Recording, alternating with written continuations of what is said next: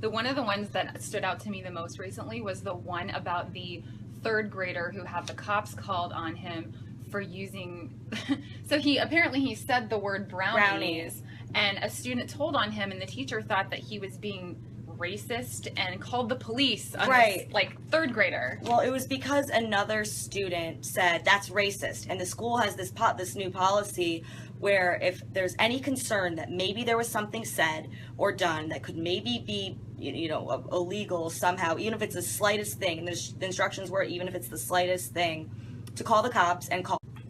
So, and that's just, again, what good is that doing? Except it's just going to scare the kid, and the kid doesn't want to go back to the school. This is kids being kids. I can see no benefit of scaring a third grader because he's talking about snacks and having to evaluate him talking about snacks, meaning if he can still live with his parents at home. What a waste of resources, what a waste of time, and the only impact it'll really have. The cop seems like the absolute most extreme thing you could possibly do in this situation, rather than like talking to the kid. Talking to the kid who said that's racist, being like, really, do you think that's racist? Why? And I was just, this happens all the time. There was a kindergartner that was sent home.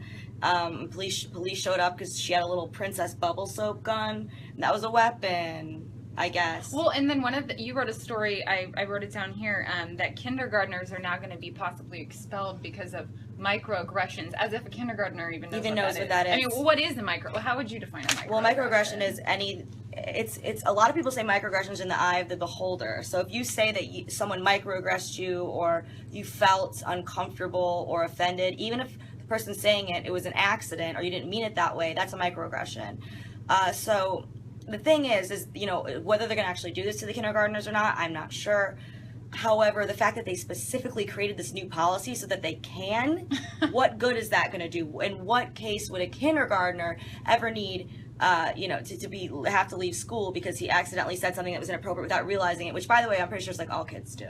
Well, yeah, and like building into children like this terror of being able to just speak freely. I mean, I think some of us even have that now because it's so easy to be called a racist or a bigot these days. Like, a lot of people just like shut down their Facebook profiles or don't do social media because they're so afraid of being labeled in that way. And it's also impossible to win. Another thing that I wrote today that just went up is Disney's being accused of cultural insensitivity because a Polynesian demigod in its movie is fat.